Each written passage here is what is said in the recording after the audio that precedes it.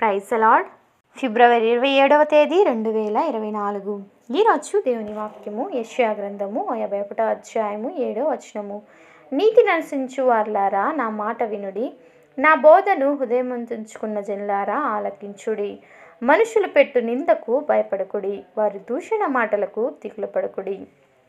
అవును క్రీస్తునందు ప్రియమైన వారులారా, నీతిని అనుసరించిన వారికి, ఆయన బోధను హృదయమందుంచుకున్న వారికి దేవుడు సమీపంగా ఉన్నాడు. అవును, మనుష్యులు మనల్ని నిందించవచ్చు, అవమానపరచవచ్చు, అవహేళన చేయవచ్చు.